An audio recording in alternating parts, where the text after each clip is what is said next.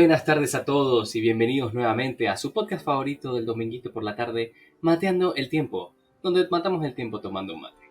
Con sus anfitriones Humberto Larte alias El Pana y mi amigo Alejandro Ballardini alias El Ale. Hola, pana, ¿cómo estás? Bien, Ale, ¿tú qué tal? Nada, acá pensando en qué hablaremos hoy. Bueno, mira, para el tema de hoy pensaba hablar de uno de los temas que originalmente, cuando estábamos por iniciar el podcast, mucha gente nos dijo que quería que habláramos de este tema.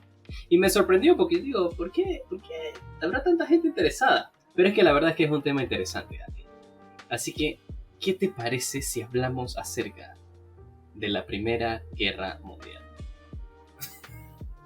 Yo no sé, cuando me dijiste que íbamos a hablar, que la gente te pidió un montón, dije, no sé, vamos a hablar de, no sé, la reina de Inglaterra era un peje lagarto, era un hombre alien. No, de la Primera Guerra. ¿Por qué la Primera Guerra? O sea, me sorprende. La verdad que, para los que ya me conocen, para nuestros oyentes más fieles y para los que no, soy una persona muy apasionada de la historia y la verdad que me gusta que la gente le interese la historia nuestra historia, la historia de la humanidad, lo que nos llevó a que hoy en día estemos como estamos. En la mierda. No, man. Entrando en la Tercera Guerra. Ay, fatal. Pero sí, mucha gente me pidió este tema, así que vamos a ver cuánta gente lo escucha de lo que me lo pidieron. Pero bueno, comencemos con qué es la Primera Guerra Mundial o qué fue, la Gran Guerra se llamaba. ¿Por qué se le llamaba la Gran Guerra? Comencemos con decir que la Primera Guerra Mundial, como su nombre indica, fue un conflicto global, ¿no? Que se desarrolló entre 1914 y 1918 y es, sin lugar a dudas, uno de los conflictos más mortales de toda la historia de la humanidad, con más de 15 millones de muertes entre civiles y soldados, ¿no? Entonces, me parece que estaría bueno hablar un poquito acerca de las cosas que llevaron al mundo a entrar en esta guerra. O sea, hay muchos antecedentes. Mucha gente sabe, ¿no?, que el asesinato del archiduque Francisco Fernando fue como el detonante, ¿no? Pero la muerte de una sola persona no hace que todo el mundo se ponga en guerra. Entonces, Ale, ¿qué te parece si nos ayudas un poquito con qué otras cosas nos llevaron a este punto? Me parece muy bien, pana, me parece, porque es muy loco. Algo que yo siempre, cuando hablo con gente sobre estos temas, es muy loco que la gente no sabe cómo se originó y ni siquiera saben de la muerte de este archiduque, o sea, ni siquiera saben cómo realmente inició. Saben que estuvo, pero no saben los conflictos, los antecedentes que llevaron a que suceda esta gran masacre, ¿no? Pero bueno, como vos bien dijiste, la muerte de este hombre fue el detonante de algo que se venía gestando hace mucho tiempo, ¿ok? Esto fue literalmente la gota que rebalsó al vaso, pero claro, para ver al vaso lleno tenemos que retroceder un poco, para que se den una idea, a finales del siglo XIX, no sé, pónganle 1870 en adelante, hasta principios del siglo XX, ¿ok? Básicamente, en ese entonces, la atmósfera política europea era convulsa, debido al nacionalismo que había en cada uno de esos países, ¿no? Todos querían, por decirlo de alguna manera, aumentar su poder para dominar el mundo. O sea, ellos querían ser potencias mundiales. Cada país quería ser una potencia. Para lograr este fin, básicamente, en ese entonces, las colonias fueron un factor fundamental. Las colonias africanas y asiáticas en especial cobraron mucha importancia, y ninguno de estos países, o sea, que en esa época, Gran Bretaña, Francia, Alemania, gobernaban básicamente el mundo, o eran potencia, básicamente gracias a estas colonias, ¿no? Entonces, básicamente esta política colonial fue un antecedente, o sea, no querían separarse de estas colonias, no querían dar los recursos ni nada. Entonces, esto fue uno de los factores, ¿no? Además, había una fuerte competencia armamentística en esta época. Porque, claro, las guerras antes del siglo XIX, finales del siglo XIX para atrás, las guerras eran guerras coloniales, ¿no? Eran armas muy primitivas, por decirlo de alguna manera, eran armas de un solo disparo, de poquitos disparos, también O directamente con espadas. También estaban las espadas, se usaban mucho. En esa época la caballería era un factor muy importante porque iban en patota la caballería a masacrar a estos soldados que literalmente tenían un disparo o dos disparos como mucho y tenían que recargar y tardaban mucho en recargar. O sea, estamos hablando de que se venía con un paradigma de guerra colonial, ¿no? De la época colonial, básicamente. Entonces, las espadas, los fusiles de un tiro, todo eso eran en esa época lo conocido.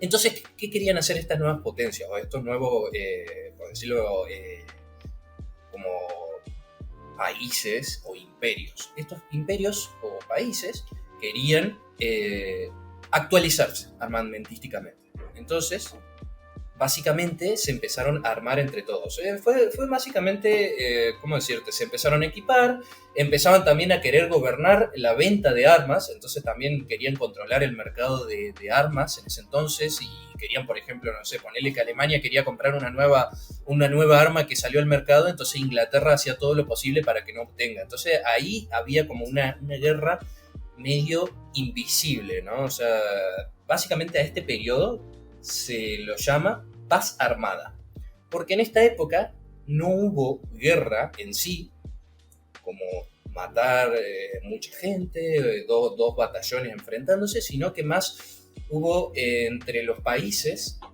armándose y no queriendo que el otro país se arme.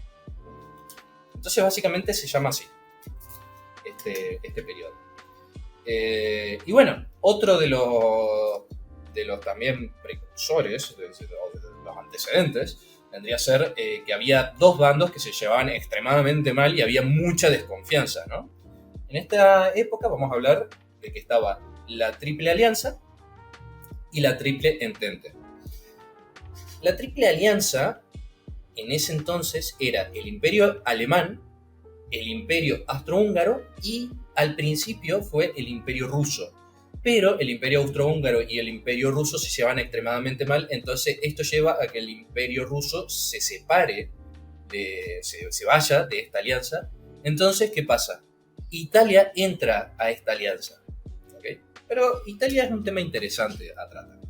Después está la Triple Entente, que al principio fue Francia y el Imperio Ruso, porque el Imperio Ruso, como bien dijimos, que al principio era de la Triple Alianza, se separa, entonces Francia, al ver que ya había una alianza, un tridente del otro lado, dice, tengo que reclutar aliados. Entonces recluta a Rusia, que se había recién separado de la Triple Alianza, y también recluta a su más antiguo oponente, que es Inglaterra. Es una paradoja, pero lo termina reclutando y terminan siendo grandes aliados.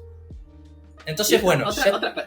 Otro miembro de la Triple Alianza, que a Ale no le gusta mencionar, es el Imperio Otomano. Porque Ale le tiene un odio irracional al Imperio Otomano. El Imperio Otomano siempre tocó los huevos a la historia de la humanidad, ¿no? El Imperio Otomano, siempre estuvo ahí para hinchar las pelotas a otras grandes civilizaciones como lo fue el Imperio Romano, ¿no? Entonces, yo le tengo como un resentimiento. Entonces yo, cada vez que me hablan del Imperio Otomano, unos pelotudos, chicos, unos pelotudos esos chavales. Pero bueno, en fin, sí, también estaba, pero al principio no estuvieron en el Imperio Otomano. El Imperio Otomano son un poquito después, ¿no? ¿Okay? Cuando comienza ya un poco la guerra, ahí que al principio se empieza como a tratar de buscar más aliados de la guerra. Entonces la alianza busca al Imperio Otomano, porque claro, en esa época la Triple Alianza básicamente estaba formada por imperios e Italia. Entonces lo que querían era unir, y qué buena excusa que unir a otro imperio, ¿no? Como algo hasta romántico, por decirlo de alguna manera, algún simbolismo ahí. Entonces, bueno, ya tenemos acá los factores que pueden iniciar. Como bien diría un invitado que tuvimos anteriormente, se viene gestando una sopa para esta gran para este gran conflicto de la humanidad que se estaba por suceder después del detonante que Pana mencionó.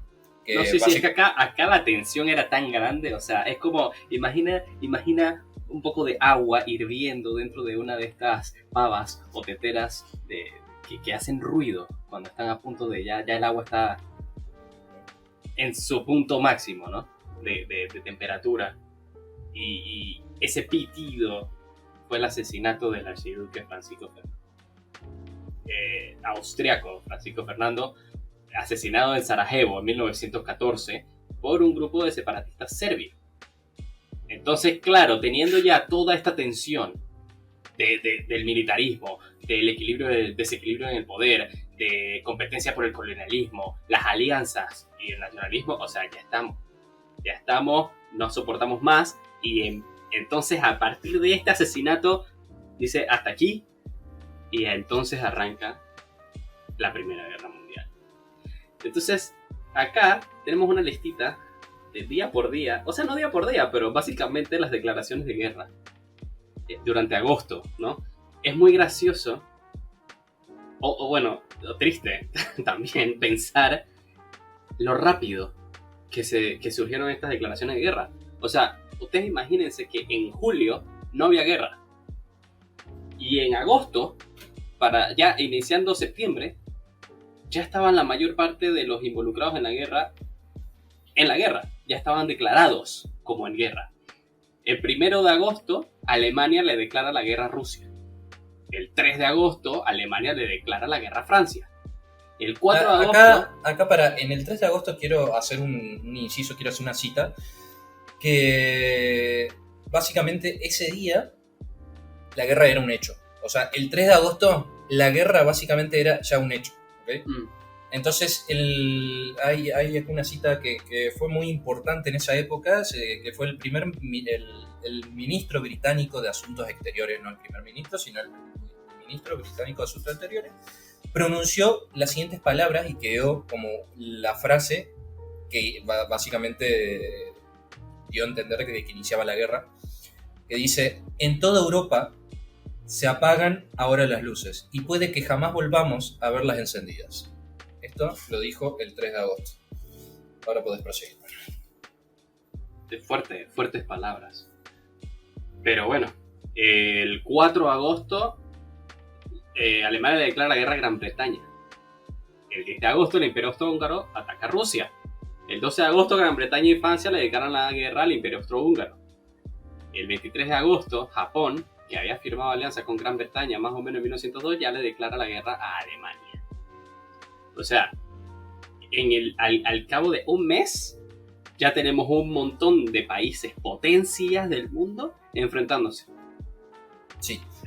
Nada, agregamos que Italia se mantuvo neutral en todo este tiempo. Ah, sí, Italia se mantuvo neutral hasta recién 1515. 1915. Era antigua la Primera Guerra. Oh. No, 1915. Sí, Italia, acuérdense que formaba parte de la triple alianza que era Alemania, Imperio Austrohúngaro y...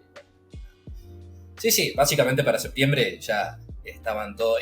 Esto es muy loco porque básicamente se tiene precedente de casi todas las guerras, se tiene casi el mismo pensamiento cuando inician, que se piensa que la guerra va a durar unas semanas. ¿Okay? Que va a haber ahí un conflicto, que pim pum pam y va a llegar a la paz. Y es muy loco, porque la guerra esta, que pensaban que iba a durar unas semanas, terminó durando 4 años y 3 meses.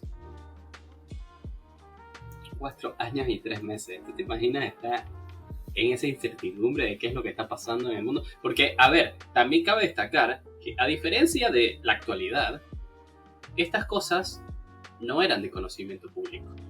No. O sea, había rumores, ¿no? En los pueblos y ciudades se rumoraba de la guerra, de que algo estaba sucediendo y no sé qué. Recién, a lo mejor un periódico que podía llegar a recibir a alguien que confirmara la noticia. Y entonces acá, esa incertidumbre, no saber qué es lo que está pasando, que de repente eres un hombre sano, tienes que ir a combatir por tu nación. O sea, es estresante, o sea, son situaciones complicadas de vivir, la verdad. Sí, sí, sí. Y aparte, esto, como dice Pana, la información no volaba como hoy vuela. Literalmente hoy pones, no sé, noticias en Francia y te aparece al toque la noticia que salió hace 3 segundos, ¿entendés? En esa época, como dice Pana, llegaba un periódico y ponele que llegaba a un pueblo no a la mañana, sino que llegaba a la tarde, diciendo las tropas alemanas están avanzando. Y cuando te llegaba el periódico, literalmente estabas viendo a las tropas alemanas cruzar tu calle y era como, ¿entienden? Ese delay, por decirlo de alguna manera, ese lag que hay de noticias en esa época. Las noticias no eran rápidas. Entonces, imagínense la desinformación, nada, todo eso. Aparte, otra cosa es que, como bien yo dije hoy, había una concepción antigua de paradigma de guerra, ¿ok? Estamos hablando de que se tenían en cuenta que en esa época había cañones, pero de los cañones de los antiguitos, que le ponían la bala, la redonda. Había caballería, y la caballería era como una fuerza muy importante, en especial en Francia. Hay una peli que está muy buena, la super mega recomiendo, y se llama Caballo de Guerra, y retrata muy bien el choque entre los dos paradigmas, el paradigma antiguo y el paradigma nuevo. Porque claro, en esta peli, al principio, van los soldados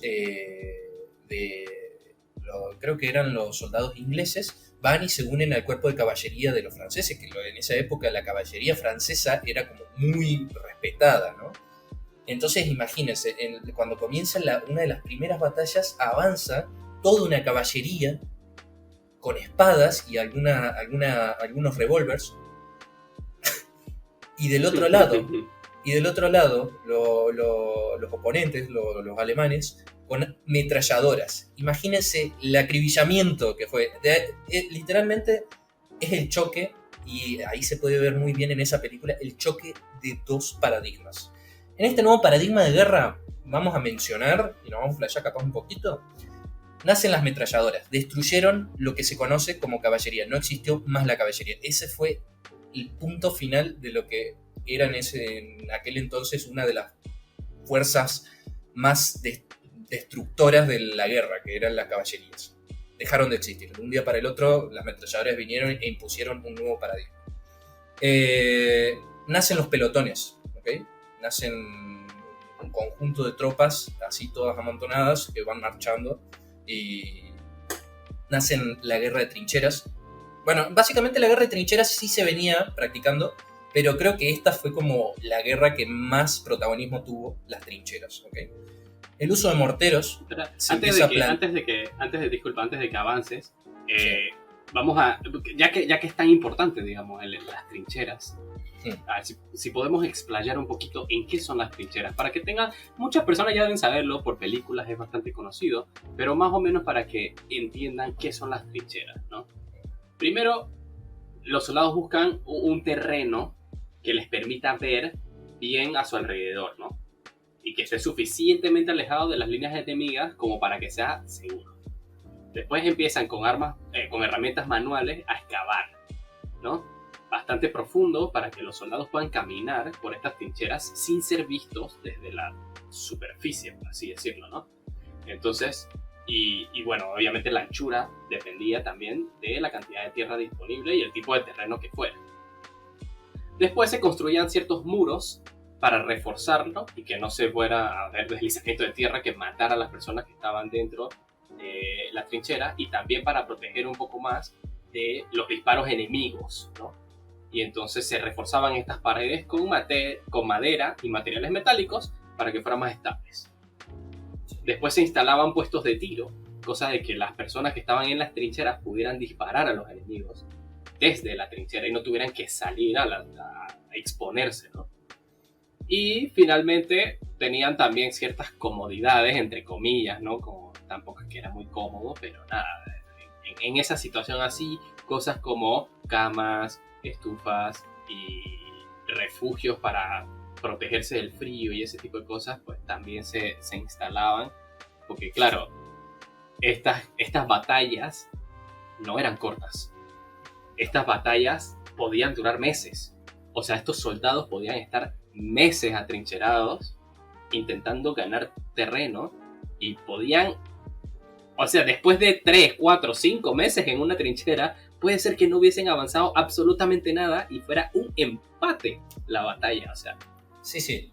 Básicamente para 1915, chicos, la batalla, la guerra, por lo menos en el frente de Francia y Alemania, en esa frontera, estaba literalmente estancada, ¿ok? No avanzaban. O sea, literalmente eran, para que se den una idea, una de las trincheras más famosas, que es la más, creo que es una de las más icónicas, que es la trinchera que crearon los alemanes, que se llama Línea de Hindenburg, que es un frente de más de 700 kilómetros de trincheras. 700 kilómetros de un túnel, así, no sería un túnel, sería medio túnel, porque básicamente es una trinchera, que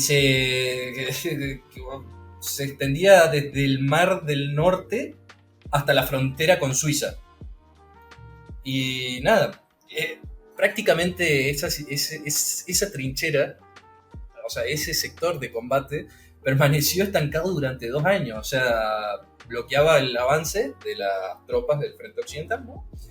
Y nada, en ese frente se produjeron pequeñas ofensivas, por decirlo de una manera, ¿no? O sea, trataban como decir, bueno, hoy atacamos, y tocaban un silbato y tenías que prepararte y avanzaban. Y ponele que avanzaban medio kilómetro de terreno, pero morían 200.000 personas en ese medio kilómetro que avanzaban para tomar la trinchera enemiga, para después capaz al día siguiente volver a retroceder, porque hicieron un contraataque los enemigos, y volvieron a tomar y volvieron, y así era un ida y vuelta constante, que no avanzaban nada y moría mucha gente. Y como dice Pana, sí, había comodidades, entre comillas. Las estufas se las daban para los altos mandos, por decirlo de una manera, que tenían que estar ahí. En la parte, normalmente las camas estaban en partes un poco más subterráneas que la trinchera.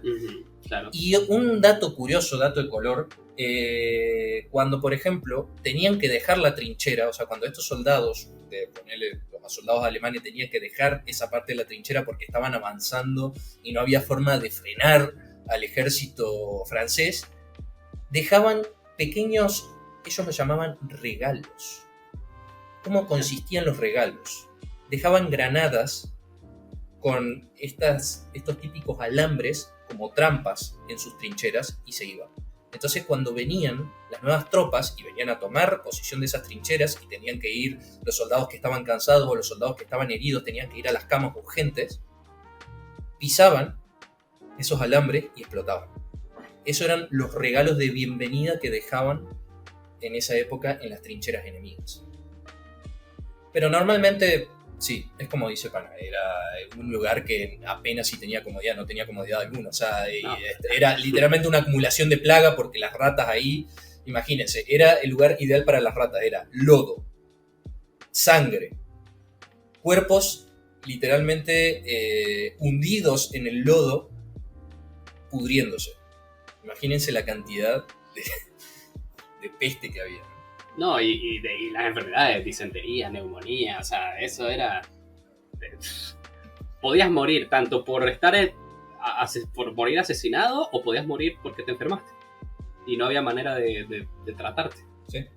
Y eso, señores, duró casi 2 años, básicamente. Hasta, bueno, una de las batallas más importantes que fue en 1916, que básicamente este fue el avance más, como decir, más prominente, o el avance más importante, que fue la batalla de Verdún, ¿okay? Que acá básicamente se estancó un poco, pero ni tanto tampoco, porque igual siguieron las batallas de trincheras. Básicamente siguieron hasta el final. Hay 2 pelis que están muy buenas, se las super mega recomiendo.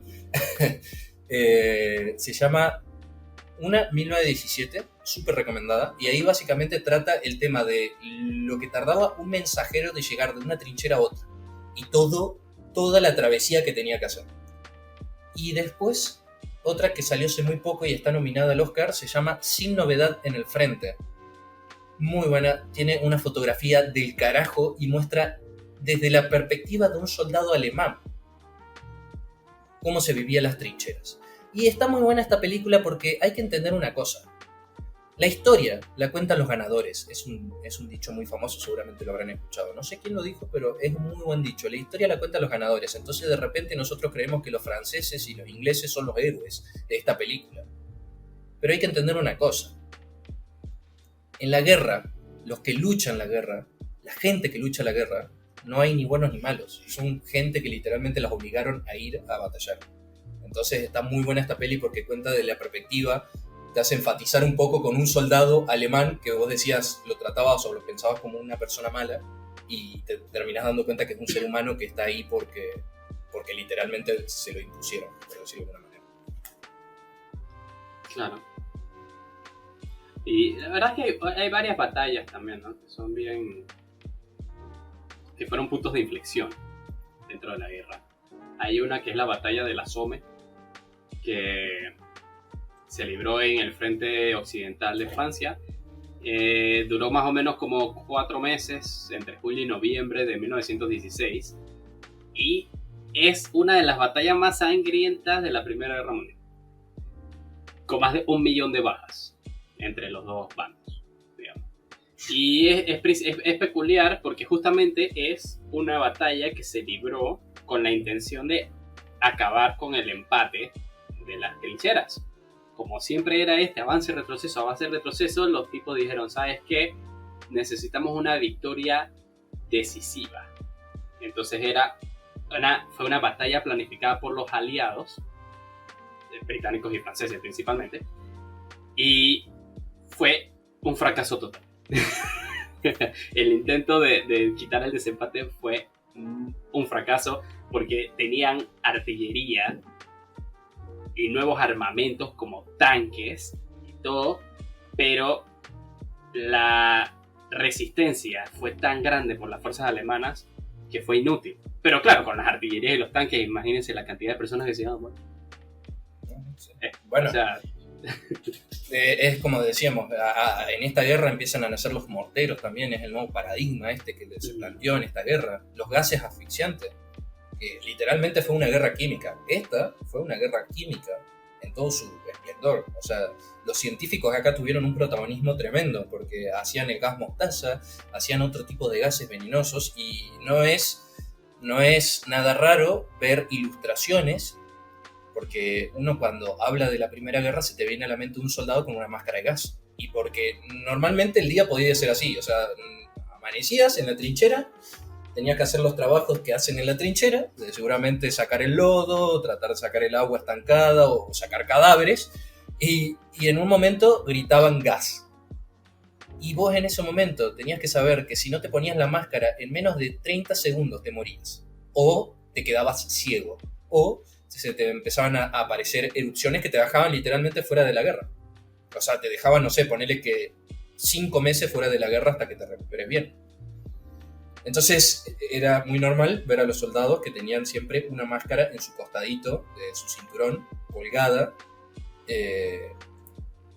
Aún, dato de color, esto no estaba planeado para decirlo en este programa, pero dato de color, Hitler, que participó en esta guerra, literalmente fue inhabilitado, o sea, estaba en las trincheras y literalmente no se pudo poner su máscara de gas por su largo y extenso bigote. Oh. Y no pudo sellarlo bien a la máscara de gas porque literalmente su bigote sobresalía de la máscara y no cerraba bien.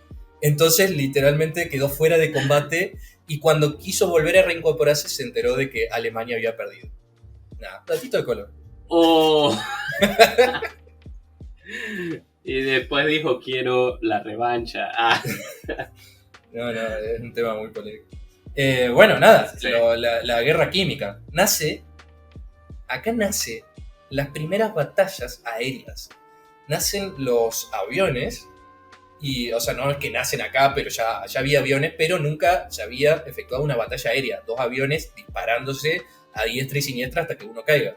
Y por primera vez aparecen los bombarderos, que literalmente son aviones muy grandes, donde tiran, no sé, no les voy a mentir, pero pueden tirar entre 50 y 100 rondas de misiles a pueblos y ciudades. Y en esa época hay que entender una cosa. En esa época la mayoría de las casas estaban hechas de madera, no de ladrillo. Así que básicamente era un horno, cada ciudad era un horno. O sea, si venían a bombardear vos tenías que saber que los próximos semanas, porque tardaban en extinguir el fuego semanas, eh, iba a ser un horno la ciudad donde estés habitando, si no te iba a surgir de ahí. Imagínate el factor psicológico, ¿no? Porque nosotros vivimos en un periodo de tiempo donde todas estas cosas, ametralladoras, aviones, tanques, gas venenoso, y todo eso existe ya. Sí. Ya lo hemos visto, ya lo damos como por sentado dentro de una guerra, incluso armas nucleares. O sea, lo tenemos por sentado. Pero imagínate en aquel entonces o sea, esto fue hace 100 años, 109. O sea, no ha pasado tanto tiempo que digamos, pero estas eran cosas que se estaban viendo por primera vez. Imagínate el factor psicológico para los soldados que están en la guerra y están experimentando esto. O sea, nosotros lo hemos como experimentado, entre comillas, de segunda mano, hemos visto, sabemos que ha sucedido, y en el hipotético caso de que sucediera, podemos, entre comillas, saber qué esperar. Ellos no. Ellos no tenían idea de nada de esto. Entonces, es fuerte, bro, es fuerte. No, y ni siquiera sabemos, porque ya esas armas, el sistema de bombarderos, ya hoy en día es un arma antigua. Hoy en día no te va a ir un avión a bombardearte una ciudad porque ya hay sistemas antiaéreos del carajo. Hoy si viene, no va a venir un avión, o va a venir un jet hipersónico a tirarte una bomba atómica, básicamente. Eso es, o sea...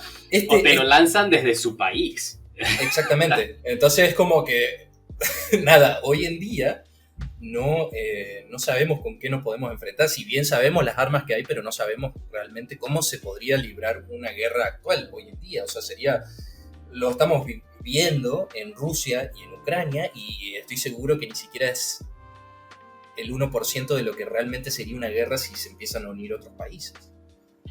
Pero bueno, sí, en esa época habrá sido, como te digo, es un choque de paradigmas, o sea, cosas nuevas que literalmente habrán dejado en jaque a muchos generales ortodoxos que mantenían su puesto por guerras antiguas. Ahí claro. Literalmente las nuevas ideas estaban bien recibidas. Bueno, otra cosa que nace en esta guerra, y es importante, son los submarinos. En especial los submarinos alemanes, que literalmente brindaron o sembraron terror a las tropas navales de Inglaterra. ¿Por qué? Nosotros, si algo tenemos que saber de Inglaterra, es que en toda su larga trayectoria de historia, su fuerza naval fue intocable. Todas las veces que se enfrentaron a alguna fuerza enemiga en el mar, los destruyeron. Napoleón mismo trató de invadir Inglaterra y no tuvo ni siquiera cerca de poder hacerle batalla a los ingleses. Entonces, acá nacen los submarinos, algo que los ingleses no tenían idea. Imagínate estar en tu barco, sos marinero ahí, y estás lo más pancho, y de repente ves al barco que va enfrente tuyo explotar. No ves aviones en el aire. En esa época no existían radares. O sea, vos no sabías de dónde venía. O sea, tú solo sabes que explotó y lo viste explotar. Sí, y de repente, ¿qué acaba de pasar? Y de repente estás pensando que tienen defensas antimarítimas en las costas, pero ves las costas y no hay ni un cañón ni en 5 kilómetros a la redonda. Entonces imagínense la paranoia que sembró en la naval inglesa que un submarino disparase o explotase un barco de la fuerza naval. Entonces nada, eso como para agregar en este nuevo paradigma de guerra. ¿Has concluido con las cosas nuevas? Porque acá me parece perfecto para conectar. A ver. Yo me imagino, ¿no? Que hasta ahora los que han escuchado se habrán dado cuenta de que no hemos hecho mención de los Estados Unidos de América. Y la razón es que Estados Unidos era un país que hasta este momento, 1916, entrando en el 17, se está todavía manteniendo neutral. O sea, con el presidente Woodrow Wilson, creo que era el que estaba en ese momento, él no quería entrar a la guerra. Él quería mantenerse al margen porque eso en sus políticas internas le ayudaba para la reelección, no quería meterse en un conflicto innecesario, eso era algo que estaba sucediendo en Europa, ¿para qué meterse? ¿No, verdad? Pero entonces, esto de los submarinos justamente produjo de manera colateral que los Estados Unidos entraran a la guerra. ¿Por qué, Ale? En mayo de 1915, básicamente estaba esta paranoia de los submarinos. Ya en esta altura ya se conocía que existían los submarinos, pero aún no había como una defensa fija para estos submarinos, ¿no? Aún es como que se estaba trabajando en un contraataque para estos submarinos, pero aún hoy en día, en mayo de 1915, era literalmente el miedo de todo el mundo marino, ¿okay? Y en esta área los alemanes era su área, por decirlo de alguna manera, era su fuerte. Entonces, ¿qué pasa? En mayo de 1915, los submarinos atacaban embarcaciones, tanto por decirlo, embarcaciones militares como embarcaciones civiles. ¿Okay? No le importaba si ahí había civiles, o sea, ellos iban y bombardeaban. Veían un barco que no eran de ellos, tuki, bombardeaban. ¿Okay? ¿Qué pasa? En mayo de 1915 había un barco, un crucero civil británico, que fue interceptado por un torpedo de un submarino. Murieron 1.200 personas, todos civiles, ningún militar, en los cuales 128 eran estadounidenses. Esto no hizo que Estados Unidos entre de lleno a la guerra, pero sí fue un antecedente para que le agarren un resentimiento. Esto fue algo que hizo que la civilización norteamericana enfatizara con los británicos, con el entente básicamente, y como que agarren un resentimiento al imperio alemán. Claro, ya para este momento, incluso muchos ciudadanos estadounidenses le pedían al presidente que fuera a la guerra. Porque ya era, o sea, asesinaron ciudadanos estadounidenses, que ni siquiera eran soldados, que no estaban involucrados en la guerra de ninguna forma. Y esto fue como para los que les gusta el béisbol, el primer strike, ¿no? De parte de Alemania contra los Estados Unidos. Pero a pesar de eso, Woodrow Wilson seguía manteniéndose neutral ante la guerra. Que a todo esto, dato de color, es que los alemanes y toda la Triple Alianza sabían que de involucrarse Estados Unidos en la guerra, con su fuerza militar podían cambiar el ritmo completamente y ponerlo completamente al favor de la Triple Entente. Entonces, ellos no querían que Estados Unidos se viera involucrado en la guerra. Entonces, intentaron buscar medidas de distracción. O sea, ¿cómo hacemos que Estados Unidos no se enfoque en nuestra guerra? Le damos su propia guerra. Le damos algo para que ellos se distraigan de su lado del mundo y no vienen a molestarnos a nosotros. Y nosotros seguimos con lo nuestro. Entonces, ¿esto era lo del telegrama, Ale? ¿O no? Sí, el 16 de enero de 1917 se descubrió, o sea, la inteligencia norteamericana descubrió un telegrama que fue dirigida al gobierno de México, ¿no? A todo esto hay que aclarar que Estados Unidos le robó territorio a México en anteriores batallitas chiquitas, pero... entonces nada, México siempre tiene un resentimiento de Estados Unidos muy fuerte, Sí. muy, extremadamente fuerte. O sea, literalmente México odia a los Estados Unidos. Entonces, bueno, la Triple Alianza dijo, esta es nuestra oportunidad perfecta. Los mantenemos a los norteamericanos distraídos en una guerra que ya tiene antecedentes. Le decimos a México que financiamos a ellos armamento, entrenamiento de tropas y estrategias militares para que ellos puedan recuperar territorio que en algún entonces fue de México y ahora era de Estados Unidos, que creo que es Nuevo México y parte de Texas. Y entonces, espera, es que esto es muy interesante, ¿no? Porque claro, México quería, o sea, según Telegrama quería recuperar estas tierras, ¿no? Pero entonces, también una de las maneras para llamar la atención de Estados Unidos era, y esto va a ser muy interesante para nuestros oyentes panameños, si bien recuerdan, en 1914 recién estaba iniciando operaciones el Canal de Panamá, ¿no? Entonces ya para 1917, que es cuando ocurre esto del telegrama, se tenía la intención de atacar el Canal de Panamá con la obvia intención de que Estados Unidos intervenga, porque Estados Unidos en ese momento era dueño del canal, ¿no? Entonces, si bombardeaban el canal, Estados Unidos se iba a ver forzado a quedarse ahí, permanecer ahí y resolver esa situación, y entonces iban a estar completamente desvinculados a lo que estaba sucediendo en Europa. Que por suerte no pasó, porque la verdad, Panamá, sin el canal de Panamá, no sería lo mismo. Sí, y es muy loco porque fue todo contradictorio. O sea, los alemanes que con esta intención de mantener a los Estados Unidos fuera del alcance de Europa, nada, hizo todo lo contrario. Literalmente fue el detonante que hizo que tanto la población norteamericana como el gobierno norteamericano den declaración, o sea, le digan, te declaro la guerra, Imperio Alemán. Y es ahí, literalmente, el punto de inflexión. Yo creo, hay muchos historiadores que difieren, yo no soy historiador, ¿no? Pero me encanta la historia, y por todo lo que he leído y de los distintos historiadores que he leído y he visto documentales y todo, yo creo que ese realmente fue el punto de inflexión total de la guerra. Digo, yo estoy de acuerdo. Yo estoy de acuerdo porque me parece que, o sea, hasta este entonces vivíamos en empates.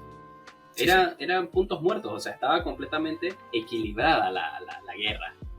Pero Estados Unidos, a ver, estamos hablando de 1917. La guerra empezó en 1914. Todas estas naciones europeas tienen 3 años en batallas constantes, tienen problemas económicos, tienen falta de humanos, o sea, se muere la gente. No, o sea, no es tan fácil reemplazar a la gente si constantemente viene gente nueva y se siguen muriendo.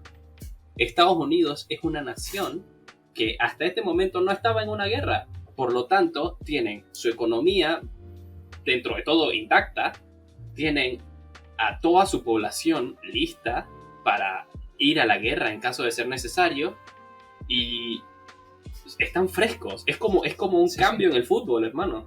O sea, y aparte entró el fresquito. Entró Messi encima, porque hay algo que entender, es que en estas guerras, en estos nuevos paradigmas, no sé si lo mencionamos, pero cabe recalcar que aparecen los primeros tanques, y especialmente del lado de Alemania. ¿Qué pasa con estos tanques? Eran tanques ineficientes, eran una cosa colosalmente gigante, de acero puro. ¿Qué pasa con estos tanques? Si bien intimidaban, eran bastante toscos a la hora de cruzar por el sendero, por decirlo, o el mar de lodo, que eran las trincheras. Se estancaban todo el tiempo, consumían demasiado combustible. Y otra cosa, dato de color, que se ve muy bien en la película que recomendé hoy, Caballo de Guerra, es que literalmente cuando se estancaba un tanque, usaban por lo menos 6 caballos. Tenían que usar 6 caballos para tratar de sacar un tanque, y no siempre lo lograban. Lo peor de todo es que estos caballos, de tanto esfuerzo que hacían, morían. Y normalmente usaban, y esto está ahí, la información es aberrante, usaban entre casi 20 caballos para sacar un tanque del lodo que se podía estancar a los 10 metros de haber avanzado. Es bastante ineficiente, la verdad. Por eso los tanques en esa época, en las trincheras, eran algo muy ineficiente. Pero ¿qué pasa? Estados Unidos trae un nuevo paradigma a la guerra que no se había, no sé por qué, implementado hasta ese entonces, y lo trae con el general que todo el mundo seguramente conoce, se llama S. Patton, George S. Patton. Cuando estaba en conflicto anteriormente Estados Unidos con México, Patton tiene la genial idea de poner una ametralladora en un jeep, en un autito. Eso destruyó, o sea, literalmente eso destruyó a las fuerzas mexicanas en aquel entonces, en el conflicto que tuvo con México. Entonces Patton no tuvo la mejor idea que llevar este paradigma allá a la guerra, a las trincheras, y no estaban... O sea, para que se den una idea, un autito, un jeep, tiene mucho menos acero, es mucho más liviano, mucho más fácil de sacar, ni siquiera necesitas un caballo, puedes sacarlo entre varias personas, y encima tiene una ametralladora chiquita. O sea, una ametralladora es una Gatling, me imagino, de ese entonces. Que dispara 200 rondas por no sé cuánto, creo que un minuto o algo así. Y es mucho más rápido que un tanque. Un tanque literalmente te dispara a una dirección y te dispara algunas metralletitas que tenían en sus costados, pero simplemente tenían un límite de alcance. En cambio, la metralleta de un jeep literalmente podía abarcar toda su área a la redonda. Entonces, esto fue también algo muy importante en la guerra con este nuevo paradigma de guerra. Asombroso. y curioso que a nadie se le haya ocurrido, o sea, algo que parece tan obvio en la actualidad, es como, y sí, tenés un auto que es mucho más fácil de transportar en este terreno, ponle un arma encima y dale. Es lógico, pero bueno, en aquel entonces, es para que vean cómo las cosas son lógicas una vez que ya las sabes. Antes de saberlas, no. Y bueno, pero bueno, nada.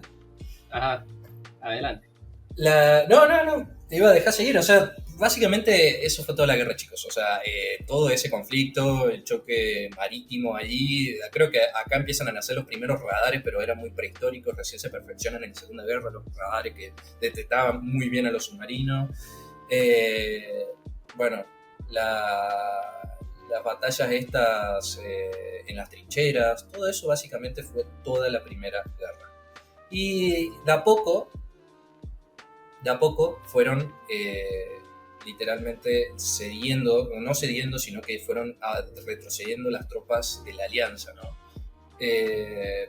Una cosa que yo quiero recalcar, y es un dato interesante, es que en esta era, y fue un golpe duro para la Entente, que en ese entonces estaba ganando, que fue la disolución del Imperio Ruso, con el fin del Imperio zarista, ¿no? En esa época estaban los zares, que eran como el emperador de Rusia, ¿no? Acá aparece el movimiento bolchevique y se dice que fue financiado por la Triple Alianza para justamente destruir el Imperio zarista, tomar el poder y retirarse de la guerra, que básicamente fue lo que pasó.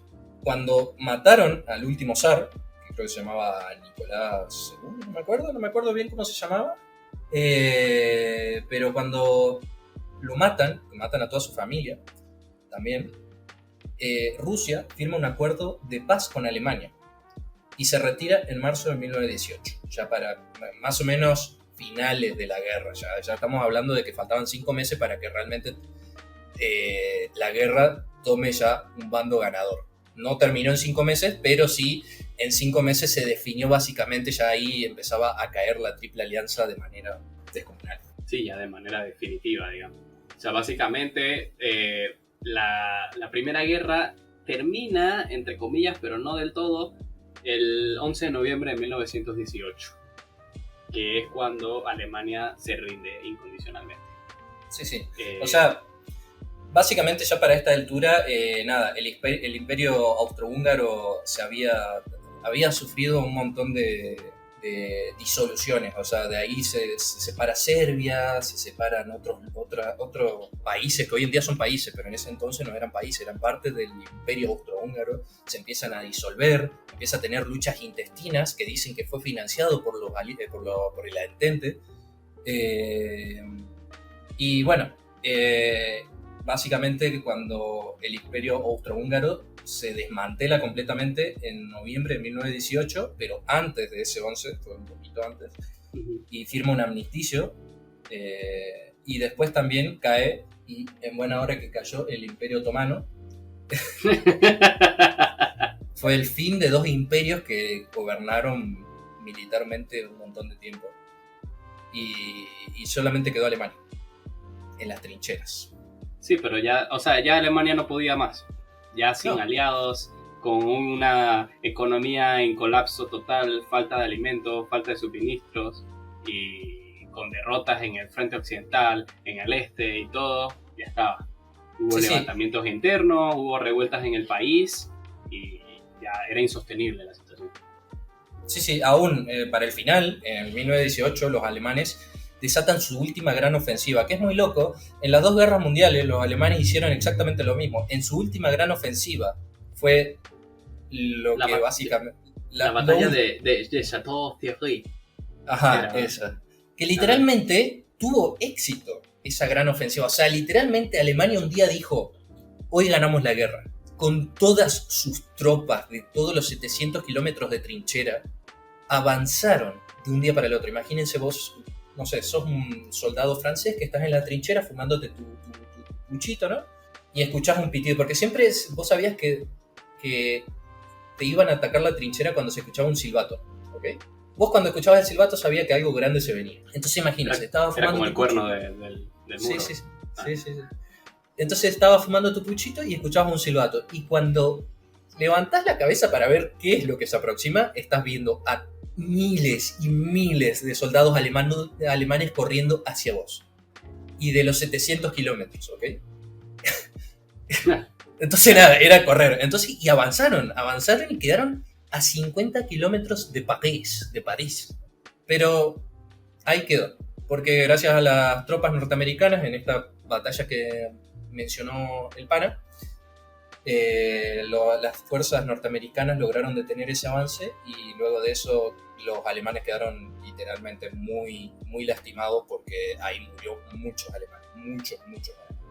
Y sí, y ya el descontento de la población era extremo. Y bueno, finalmente, como ya mencioné, el 11 de noviembre de 1918 Alemania se rindió y eso definió el final de la guerra. Entonces, para términos prácticos, ese es el final de la guerra, por eso decimos que es de 1914 a 1918. Pero realmente el Tratado de Versalles, que es el tratado que firman, digamos, todos los países que fueron parte de esto, se firma recién en 1919. Entonces, si quieren ser completamente técnicos y si quieren decir que con el Tratado de Versalles se terminó la guerra, entonces terminó en 1919. Así que básicamente la Primera Guerra Mundial tuvo muchas consecuencias. O sea, tuvo los cambios políticos, que es como la disolución de los imperios que ya mencionamos. Se fue el Imperio Alemán, el Imperio Austrohúngaro, el Imperio Ruso y el Imperio Otomano. O sea, Sí, sí. básicamente es el fin de la época de los imperios. O sea, casi todos los imperios que quedaban ya no existen. Ya se disolvieron en esta guerra. Y entonces hubo nuevas formaciones de nuevas naciones, como Serbia, que ya habías comentado, Hungría, y hubo muchas revoluciones políticas, incluyendo la Revolución Rusa, que ya mencionamos, y la formación de la Unión Soviética.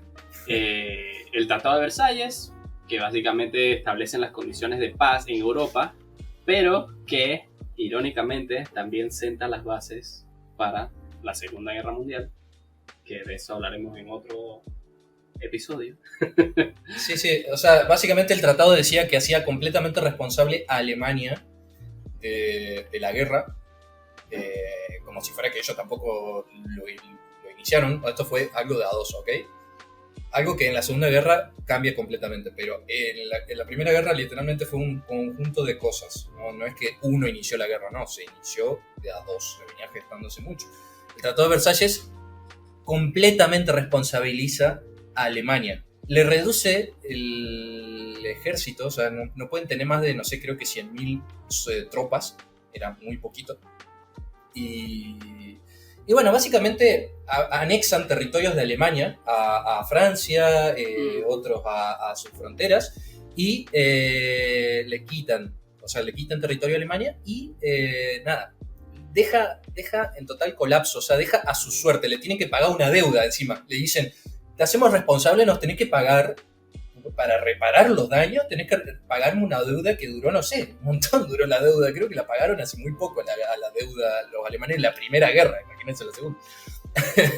Pero básicamente nada, hizo completamente responsable a Alemania de la guerra, dejó en crisis, bancarrota, dejó que el sentido de nacionalismo, de decir, ¿por qué no están haciendo esto si ustedes también hicieron lo mismo?